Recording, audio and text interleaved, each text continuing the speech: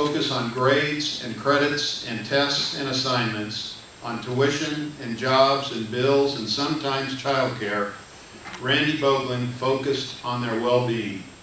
Thank goodness. For 4 decades as assistant dean, associate dean, and finally dean of students, Randy propounded the belief that a university is about more than classes and graduation rates. It is about the healthy development of students within the campus environment. A university is a mosaic with students at the center, Randy says. Our shared values are the cement that holds it together. Randy modeled his values of what makes a good life: honesty, trust, decency, respect, and cooperation. Through the years, he has helped countless students make their transition from student to adult.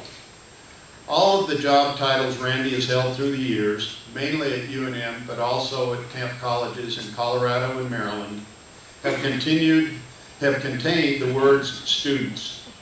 We think his actual title shouldn't have been Dean of Students, it should have been Champion of Students.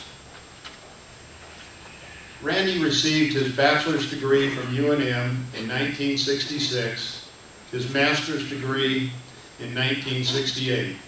For students, the times were ripe for changes on campus. The university was no longer charged with the role of parent to its students. Protests against Vietnam War took place, the voting age was lowered to 18.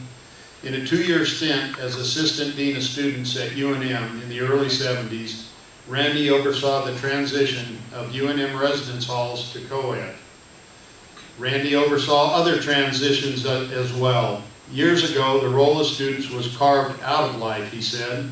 Today, the role of the students is carved into life. Randy served 22 years as the Associate Dean of Students at UNM before becoming Dean in 1997. Over the years, he was responsible for the Residence Life Office, the Student Activities Office, the Student Judicial Affairs and Codes of Conduct, fraternities and sororities, new student orientation, and much more. Always, he applied and furthered the wisdom of student development theory. In 2002, Randy led the adoption of the campus policy on freedom of expression and dissent. Its first lines read, "As an institution that exists for the express purposes of education, research, and public service, the university is dependent upon unfettered flow of ideas, not only in the classroom and the laboratory, but also in all university activities." It was a major policy challenge for the campus to reach consensus on, and was an accomplishment for the ages. Randy's example of earnest integrity makes all of his friends and colleagues stretch to be their best. His vocabulary, too, makes all of them stretch to understand. One colleague said, "Sometimes he uses words so big that we don't know if he makes them up." Randy retired this spring with countless UNM students beneficiary of his efforts. We thank you, Randy, from the bottom of my genic cardio muscles. Some of Randy's words. Randy, if you could come forward to receive your award.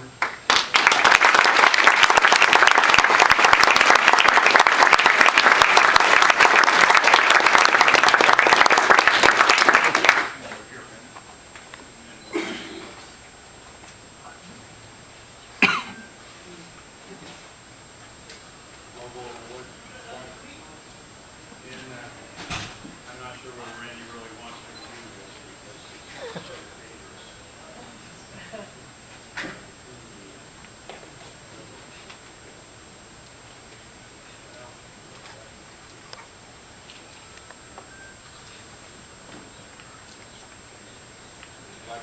I would like to.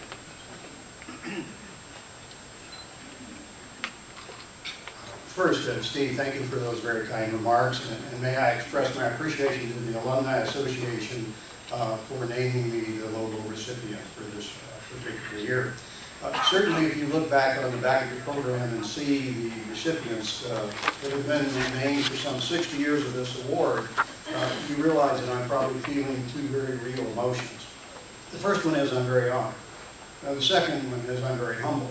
That list of people is certainly replete with those who are professionally competent, and even more importantly, I think they're people of character and substance. So I'm very, very honored to have been elevated and to have been placed in their company. You know, this is one of those mornings where you make a few remarks, you have 2 or 3 minutes. I just want to, I think, take a moment to say thanks to a whole lot of people who made my career a success. I'm not going to name them, but there's a table in the corner of staff members who mean more to me than I could ever express. They're the people who made me a success, okay, and made my job easy, all right, and I can't thank them enough. My family sits at the next table, and I want to say my appreciation to them. I did some math this morning. If you work in student affairs, you put in a lot of weekends and a lot of evenings. There are 832 Saturdays before your children, if you have children, become 16 years of age. I missed a lot of those, okay, doing other things at the university. And so I say to my family, thanks for that support over the years. I think what is unique to me and what has been most rewarding is that there's a unique nature to working in higher education and at UNM, and it is this. For me, the university has always been an opportunity factory. It's a place where student dreams take shape and reach fulfillment. It is a place where our product, which you frequently hear as either teaching, research, or service, from the student point of view, I think it really is not that. It is a life-altering experience. That's what we give students. And we prepare them through that experience to lead a self-authored life where they can choose their own values, their own ideals, their own relationships. And so if we prepare them to do that, what more empowering experience than an LAE, a life-altering experience of that nature. It's been such a pleasure to be a part of that. I'm truly honored.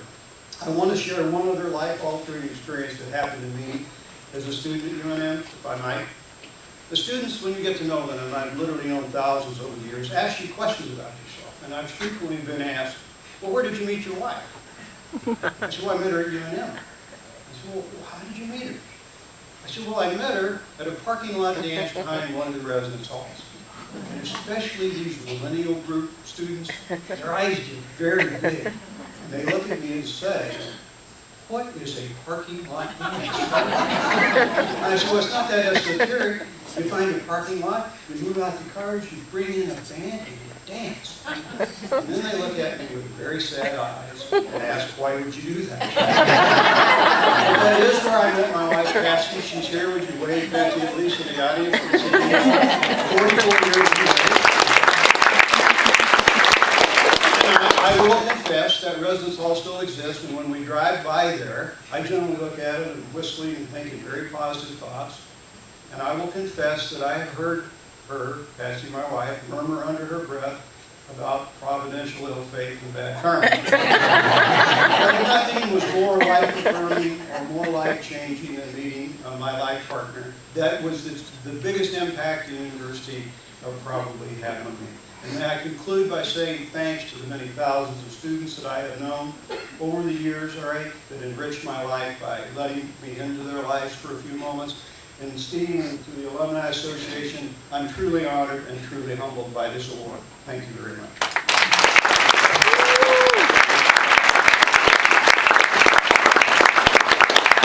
Congratulations, Randy. Well-deserved award.